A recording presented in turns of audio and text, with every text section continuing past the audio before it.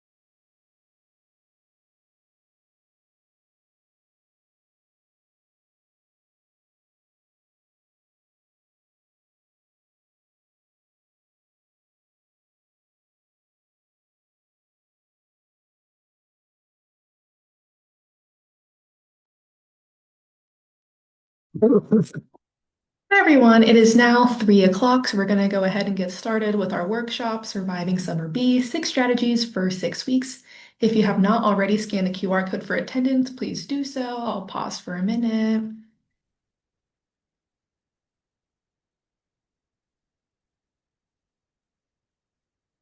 And if anyone needs the QR code for attendance at the end, I can go back after we finish the workshop.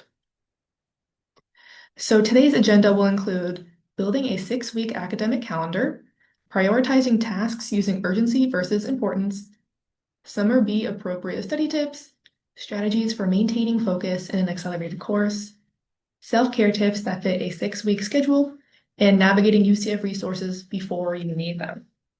So let's get right into it. Building a 6-week academic calendar. So first things first, look at how many hours you need to study for each week per class. So what you want to do is see how difficult your class is. So we estimate that low difficulty classes might take about 2 hours of studying per week.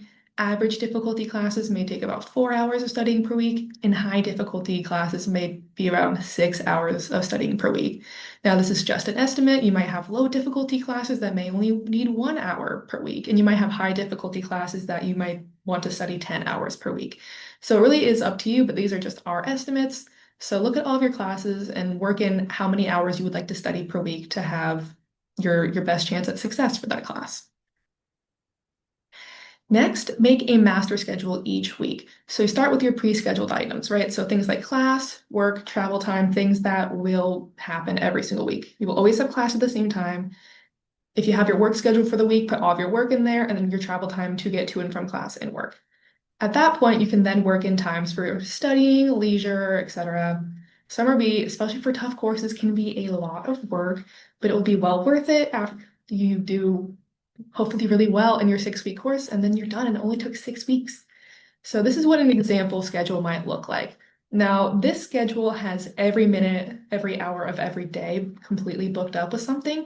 I'm not saying that you need to have a schedule that looks like this, but this can be really helpful for time management and just making sure that you have a schedule every week, that you have, that you have time built into studying, you have time built in for your classes, for eating, for sleeping, things that are really important. So I do have a template that I'll put in the chat. Give me 1 second that you guys can save and you can use yourselves. Okay, I should be sending soon. So yeah, in the chat, I have a PDF that you can download where it's a fillable schedule that you can, so that you can do this yourself. But yeah, you don't have to have every single time put in. You don't have to have your 30 minutes of TV put in there, but it could be nice to have all of your hours tracked for the week.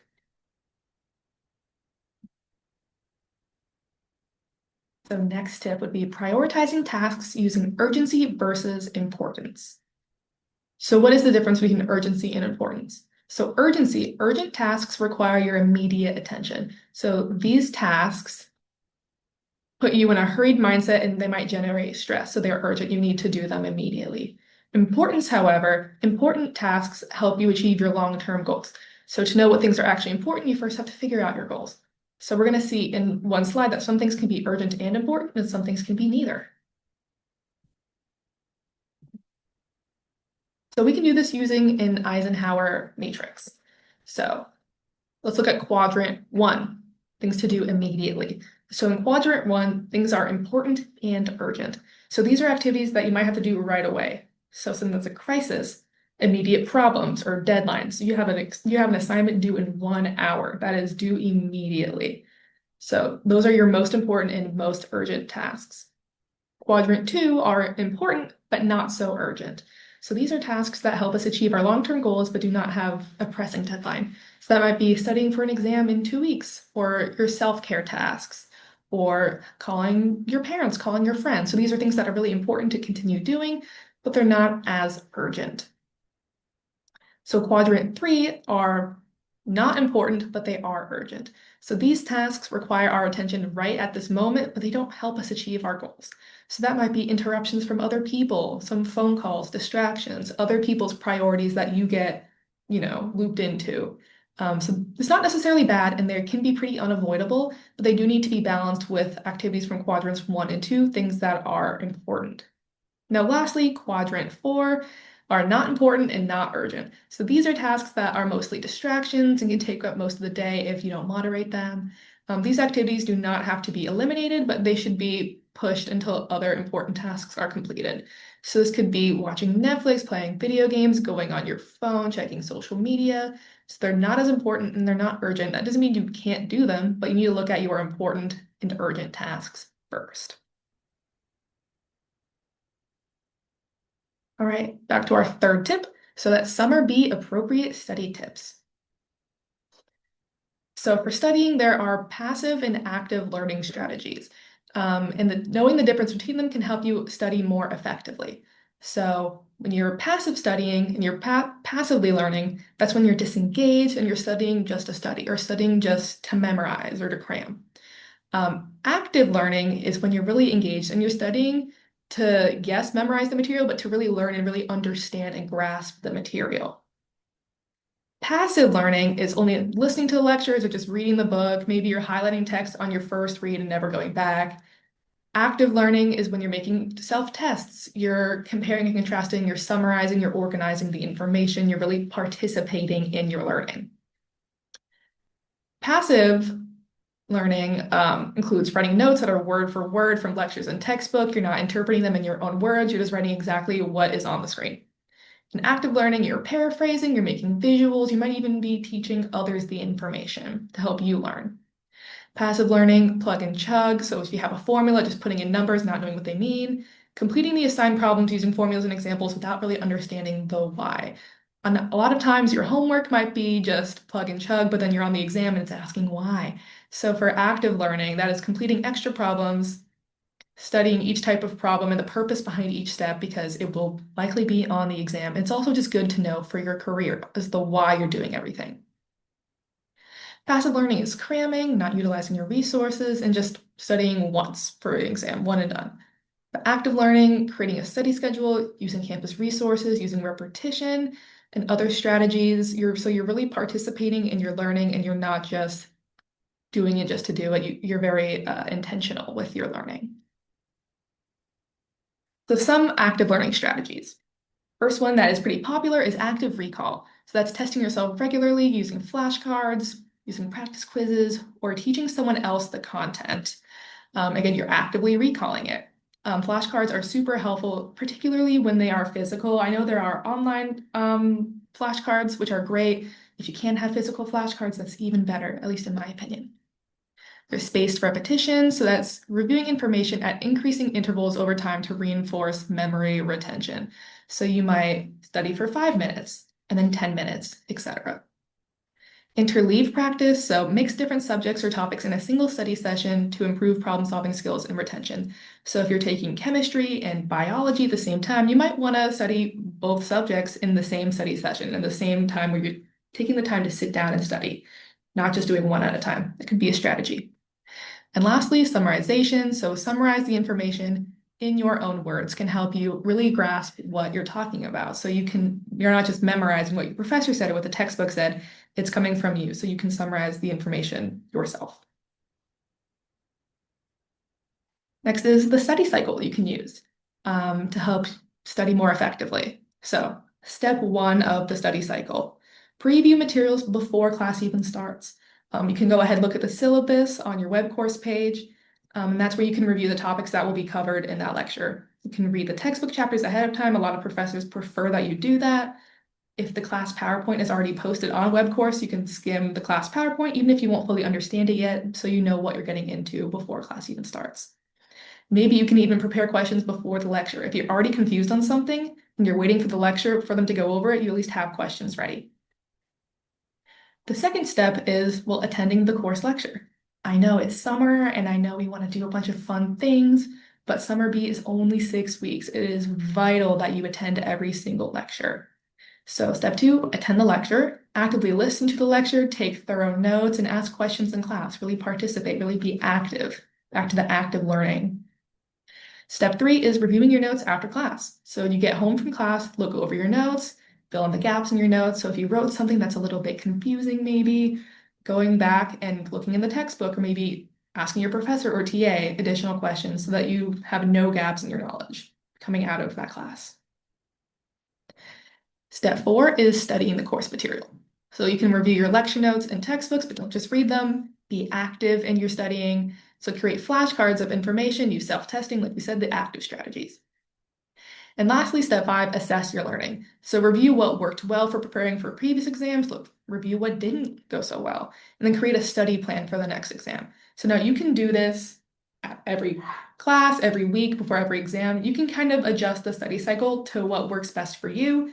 But either way, these 5 steps are really helpful for active learning and making sure that you're keeping yourself accountable.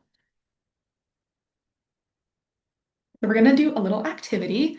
So I want to know, what study tips do you guys have? What works best for your individual studying? You guys can take a few minutes to think. Let's say like 2 minutes to think about your answers, and then type your answers in the chat and we can go over what you guys said.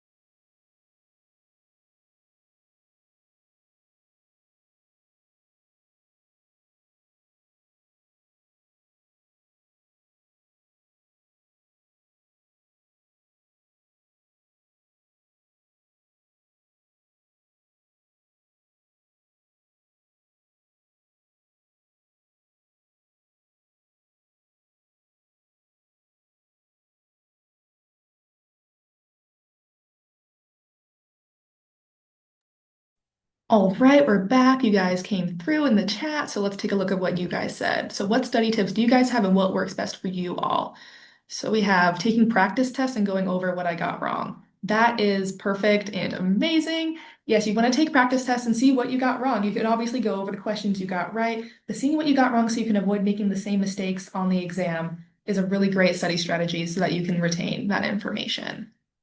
How helps me to teach the information to someone else? Me too. I really do like doing that. I also like pretending that there's someone there, even if I don't have someone to teach. I'll turn my laptop over and I'll explain it to the wall, or explain it to a stuffed animal, or explain it to a picture frame, just doing any kind of thing to help pretend I explain it. So yes, teaching the information to someone else also relates to active recall. I like to use different color pens for different categories and subjects to help my memory. Ooh, I haven't heard of that one. I really like that. Because that would help with memory retention. When you're taking the exam, you can think of your green pen maybe for biology or maybe your blue pen for chemistry. So I really like that as a memory strategy. Started planning out my study sessions, knowing what I'm going to go over and what materials I need to review. Amazing. I also like planning out my study sessions. I also like writing things down and having to cross things off or put a check mark. It's really satisfying. So that's a strategy that I use personally. So yes, going into your study session with a plan is a great idea. And then we have, whenever I have a lot of terminologies to understand, I pretend that I'm a professor and teach it to someone else. Yes, that is an amazing strategy. And lastly, we have Quizlet. Yes, Quizlet is online flashcards, and they can also, Quizlet will give you little exams out of your flashcards. Quizlet is an amazing study tool. Okay, really good job, everyone. These are amazing study strategies that you can definitely use during summer B when class is just 6 weeks. So that was really great, everyone. Okay, on to our fourth tip, which is maintaining focus in an accelerated class. So here I have some focus tips for you all. The first one is your study environment. So finding a good study spot with comfortable and good seating, finding a quiet spot with very few distractions, designating a space exclusively for studying, and gathering all of your study materials before you sit down. I feel like that last one kind of relates to one of our participants in the chat, where it's coming in with a plan, having all your materials already there before you sit down so you don't have to get up because that might distract you. You might see something, you know? Yeah, so the study environment is a really good way to make sure that you're focused so you have a good environment. So by designating a space exclusively for studying, that might mean maybe we don't want to study in our room because maybe there's distractions. We have our TV, we have our clothes, we have our video games. That might be a distraction. So designating a space that you study. You study at the table, you study at the couch, or you take time every day to study at the library. So having a space where you study so that you can separate your leisure from your studying.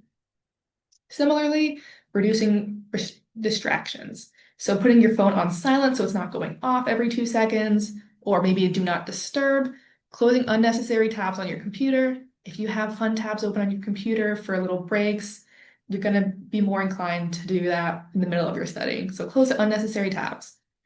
Finding a quiet location to study so that there aren't distractions around you, and letting the people you live with know that while you are studying, you do not wish to be disturbed. I know a lot of us have roommates, so if you really need to lock in, you have an exam tomorrow, you can give your roommates a heads up, you can text them, you can tell them in person, just like, hey, just so you know, for the next 2 hours, I will be studying. So we'd really appreciate if we could keep the noise down. Most roommates should be okay with that. If not, we might need to go back to our study environment tips and go elsewhere. Time management, so determine the amount of time that you will need to study each day. We started with that actually. So again, look at your classes, see how many hours per week you want to study, and then you can divvy that up each day. Try to schedule your study time during the time of day when you are most productive. So if you know that you are a night owl, you are most productive at night, then maybe you'll want to study between the hours of 8 and 10. So if you're a night owl, don't schedule all of your study time for the morning when you're going to be groggy, when you're not going to be with it. Put your study time when you will be the most willing to lock in. You can also break larger assignments into smaller tasks. This will help with focus because you're not doing work for as long a period of time. If you have a paper that's 6 pages long, you might want to do 1 page at a time so that you can only focus on that 1 page, and then you can take a break or you can move on to something else that can help you maintain your focus. Then lastly, for time management, create goals or to-do lists of the tasks you would like to complete during your study time. Yes, that is actually coming in with a plan. Like me, I like to cross things off. I like to put a check mark. It feels very satisfying.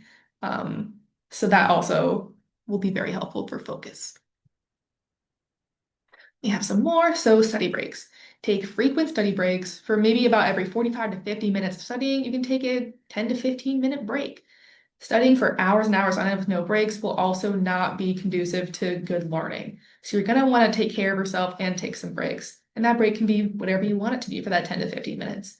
It can be 10 minutes of phone time. It could be a quick walk around your neighborhood. It can be anything as long as it's not too long, not too distracting, and you can get right back into studying when you're done. A reward system. So giving yourself a reward when you complete your tasks.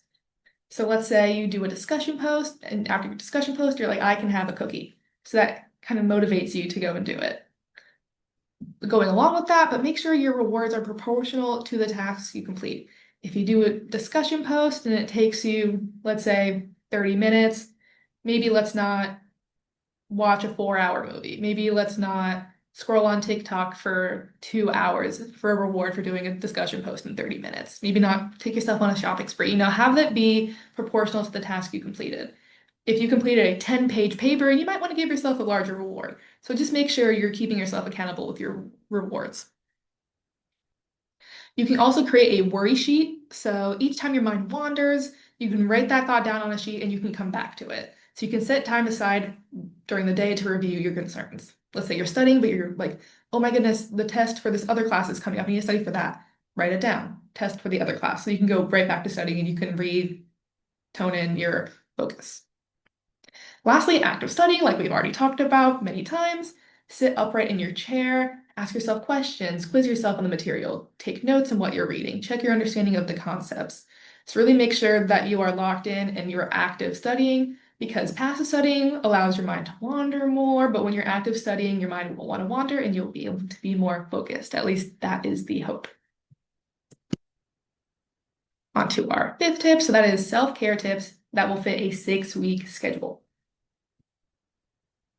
So tip number 1, getting into routine and sticking to it. So it's really important to give yourself structure, especially if it's just that 6-week stretch of summer B. So sticking to a routine has been shown to increase day-to-day productivity. You can try eating and sleeping at similar times each day to help reinforce that routine. And routines can help you create and stick to good habits as well as foster a sense of control over your life. You might not be able to control how much homework you get or how long your classes go, but you can control what you do. So you can control when you eat dinner, when you sleep. So try to create a schedule for yourself and actually stick to it. 6 weeks is not that long of a time. I believe in you guys that you can stick to your schedule. Tip number 2, getting enough sleep. You guys should be aiming to sleep at least 7 hours per night. Of course, that will fluctuate, but you are more productive when you are well rested. Sleep can improve your concentration, your problem solving, and your memory retention, and these work to improve your academic performance. A lot of times we end up taking really difficult classes during summer B, and you're like, why did I do this to myself? But it does not help when you're also not sleeping and you're really stressed. So make sure you are going to sleep every night at a decent time and trying to sleep for at least 10 hours. Tip number 3, making time for your hobbies. Summer B does not have to mean you have to completely stop doing everything that you love. While your hobby shouldn't be prioritized over your coursework, it's still important that you're still doing things that make you happy or you feel relaxed, because your hobbies are a great outlet for stress relief and have a great mental break from your intense, fast-paced coursework. So again, if you use your schedule, you can schedule in time for your hobbies. You can say Friday from 6 to whenever I go to bed, that is my time, and I'm going to be crocheting while watching movies. Make time for the things that you want to do. 6 weeks is a really long, it's like not very long, but it's a long time to not do things that you like. So tip number 4, eat well and drink a lot of water. So eating a balanced diet is important for physical and mental well-being. 6 weeks is also a long time to not be eating well or drinking enough water. Okay, guys? So eating well improves your energy and focus. Drinking water every day is really important. If you have a reusable water bottle, that might help you drink more water, so you always have it on you, because it's convenient. If it's not convenient and you have to go out of your way for water, you might not drink as much. Tip number 5, keep a tidy space. So make your bed first thing in the morning and start your day off with a sense of accomplishment. You also may sleep better with a clean room, going back to having at least 7 hours of sleep, hopefully. Having a clean space can also reduce your stress. When living with roommates, having open communication about cleaning expectations is also important. AKA don't take on unnecessary chores. Summer B, those classes are 6 weeks long. You have an exam maybe every single week. So let's say you did the mopping last week and your roommates want to mop again. You might not have to do it all the time. Maybe share the load. You shouldn't have to take on all the responsibilities. So try having open conversations with your roommates to kind of take the load off of all of you and you guys split it equally. Tip number 6, staying active. So it is recommended that you exercise at least 2.5 hours per week. Now, I know summer B gets really busy, so staying active in passive ways may be helpful. You might not have 2.5 hours per week to go to the gym, but maybe walking around campus, maybe taking a longer route to class. Cleaning your living space can actually be a little bit of a workout. Doing yoga at home. So staying active can also decrease feelings of anxiety and overall boost your mood. Lastly, navigating UCF resources before you need them. So here I have a bunch of UCF resources that you guys can use to help you with really anything. So for each resource, I do have a QR code that you can scan that will bring you to the website of the resource. So starting off with the Counseling and Psychological Services, aka CAPS, they provide free mental health services to UCF students, including individual counseling, group therapy, psychological and educational workshops and presentations, crisis interventions. They also take walk-ins. So if you don't have an appointment, you can walk in, and also you can consult with staff, faculty, students, everything. So CAPS is a really great and free resource for students who are maybe going through a lot of stress during summer B. Next, there are student care services, and they focus on safety and well-being, violence prevention, mental health support, all of it. UCF Cares is also a really good resource for when you're going through it. And again, summer B, you're really stressed, you don't need additional stressors, so take any help that you can get. Next, we have Wellness and Health Promotion Services, or WHPS. So they offer a variety of services and programs aimed at helping students be healthy. They promote healthy lifestyle habits, and that's associated with higher academic performance. So if you're noticing that you're not really doing a great job keeping up with your health and you have the time to go and visit them, I would definitely recommend doing that. Because again, it is important to be sleeping, be eating, and to taking care of yourself even when you're stressed. And then we have the University Writing Center. So the Writing Center provides free individual and group peer consultations at any stage of the writing process. And they also have free events and workshops throughout the semester. So you have a lot of papers due, but maybe you're not the strongest writer, or maybe you just kind of want someone else to maybe look over it with you. The University Writing Center is also a free resource, and they can help you out. And it's right here in Trevor Colburn, TCH.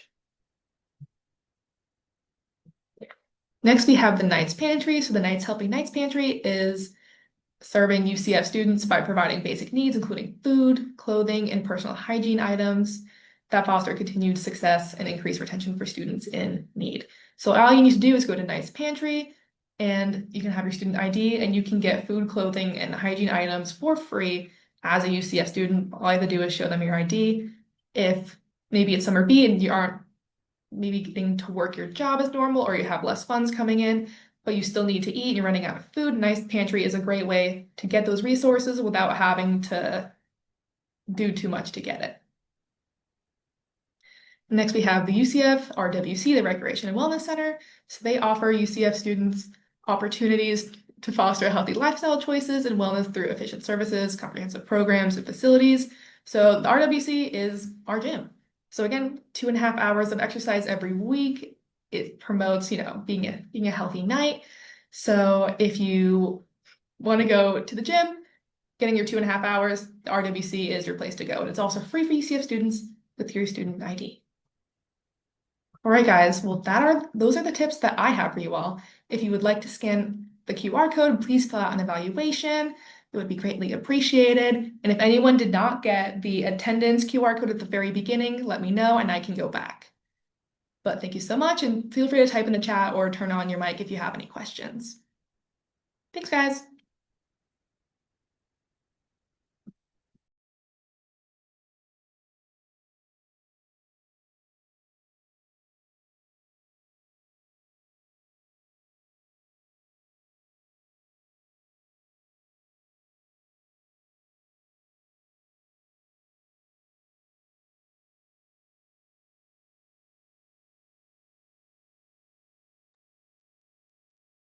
For attendance, do you want me to go back to the very first page?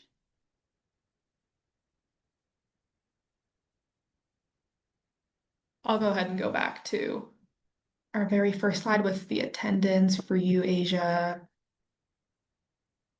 So you can get that QR code and have your attendance logged. Here, you can try scanning this QR code, and then I can go back to the evaluation QR code for anyone who needs it.